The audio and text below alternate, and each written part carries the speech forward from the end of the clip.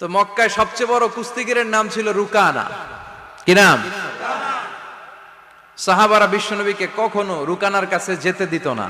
সাহাবারা ভাবতো বিশ্বনবী যদি রুকানার দরবারে যায় আর রুকানা যদি বক্সিং মেরে বসে তাহলে বিশ্বনবীর মানিজ্যত নিয়ে টানাটানি। কিন্তু বিশ্বনবী তো শুধু সিলেক্টেড কিছু পার্সোনালিটিদের জন্য নবী হয়ে আসেননি। ওমা আরসালনাকা ইল্লা রাহমাতাল লিল আলামিন, I have sent you as a mercy for the whole world, for the entire universe. ও নবী, আমি আপনাকে গোটা বিশ্বের জন্য রহমত আর বরকত করে পাঠিয়েছি। তো বিশ্বনবী একদিন ফজরের সালাত শেষে লুকিয়ে লুকিয়ে মক্কার সবচেয়ে বড় বক্সার চিনেন তো? তো বিশ্বনবী তো as a mercy for the entire universe, গোটা বিশ্বের জন্য রহমত, তিনি মক্কার সবচেয়ে বড় বক্সার রুকানার কাছে চলে গেল। যে বলল, রুকানা আসলিম তাসলাম, ইসলাম মানো শান্তিতে থাকবা, দুনিয়ায়ও থাকবা আখিরাতেও থাকবা। সুবহানাল্লাহ পড়েন। রুকানা বলে, না আব্দুল্লাহর বেটা মোহাম্মদ, আমি তো কালিমা পড়বো না, যদি বক্সিং খেলে আমারে হারায় দিতে পারো তাইলে কালিমা পড়ো। বিশ্বনবী বললেন, আমি তো বক্সিং খেলি না রে বাপ। রুকানা বলল, তাহলে আমিও কালিমা পড়ি না।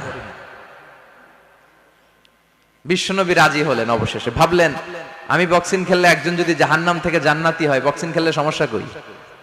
কি রহমতের নবী, কি অ্যাটিটিউড, কি পজিটিভনেস, কি প্রোঅ্যাক্টিভনেস, অলওয়েজ প্রোঅ্যাক্টিভ, সব সময় ইতিবাচক চিন্তা করতেন। নেতিবাচক চিন্তা কারে বলে বিশ্বনবী জানতোই না। সুবহানাল্লাহ পড়েন। বিশ্বনবী রাজি হলেন। এবার বক্সিং খেলার পালা। রুকানা হাফ প্যান্ট পরে গায়ের মধ্যে জাইতুনের তেল মেখে এভাবে লাফাচ্ছে। আপনারা রেসলিং খেলা দেখছেন? তেল মেখে পজিশন নেয় মারার জন্য প্রতিপক্ষকে।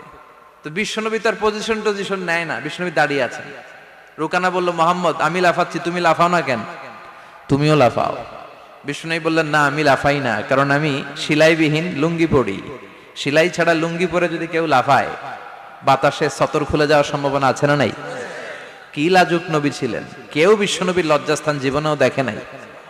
হালিমাতুস সাদিয়ার বাড়িতে যখন বিশ্বনবী থাকতেন, হালিমাতুস সাদিয়া 5 বছর এই কুরাইশি মোহাম্মদ ছেলেটাকে লালন পালন করেছে। হালিমাতুস সাদিয়া বললে, এই 5 বছরের ব্যবধানে কোনোদিন কুরাইশি মোহাম্মদরে কাঁদতে দেখি নাই। ক্ষুধা পেলেও ছেলেটা কাঁদতো না, ব্যথা পেলেও কাঁদতো না, শুধু লজ্জাস্থানের জায়গা থেকে কাপড়টা সরে গেলে শিশু মোহাম্মদ চিৎকার দিয়ে উঠত। এবার মারামারির পালা। রুকানা বলে, মোহাম্মদ তুমি মারো। বিশ্বনবী বললেন, তুই মার, কারণ আমি মারলে ওই মায়ের হজম করার ক্ষমতা তোর নাই। বিশ্বনবীর এক হাতে জান্নাতি 40 জনের শক্তি ঢুকায় দিছে কে? তো বিশ্বনবী মাইট দিলে এটাও হজম করতে পারবে? কথা কন, পারবে না।